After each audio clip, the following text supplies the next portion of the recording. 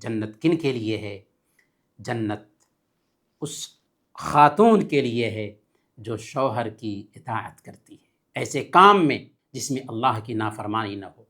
صحیح ابن حبان کی روایت ہے، اللہ کے نبی صلی اللہ علیہ وسلم نے بیان فرمایا، اذا صلت المرأة خمسها وصامت شہرها وحصنت فرجها واطاعت بالها، جب ایک عورت 5 وقت کی نمازیں پڑھ لیتی ہے، رمضان کے روزے رکھ لیتی ہے، اپنی شرمگاہ کی حفاظت کر لیتی ہے اور اپنے شوہر کی اطاعت کر لیتی ہے، تو اس سے کہا جاتا ہے ادخل الجنت من ای ابواب الجنت شئت، جنت کے 8 دروازوں میں سے جس دروازے سے چاہو جنت میں داخل ہو جاؤ۔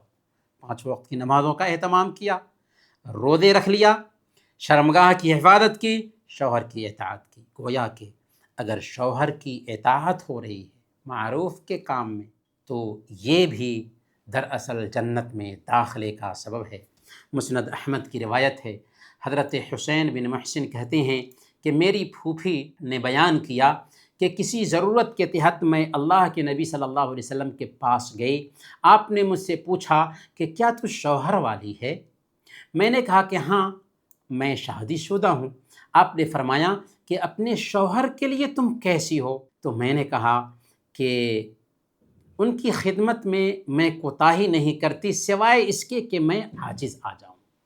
اللہ کے نبی صلی اللہ علیہ وسلم نے فرمایا فانظری این انت منہ فانما هو جنتک ونارک، تم غور کر کے دیکھ لو کہ تم اس کے ساتھ کیسا معاملہ کر رہی ہو، کیونکہ وہی تیرے لیے جنت ہے اور وہی تیرے لیے جہنم ہے۔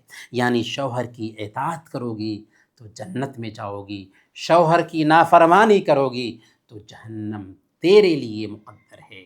بلکہ سنن ترمذی کی روایت ہے، پیارے نبی صلی اللہ علیہ وسلم نے بیان فرمایا ایما امرأۃ ماتت وزوجها عنها راض دخلت الجنہ، کہ جو عورت اس حالت میں وفات پاتی ہے کہ اس کا شوہر اس سے خوش تھا، وہ جنت میں جائے گی۔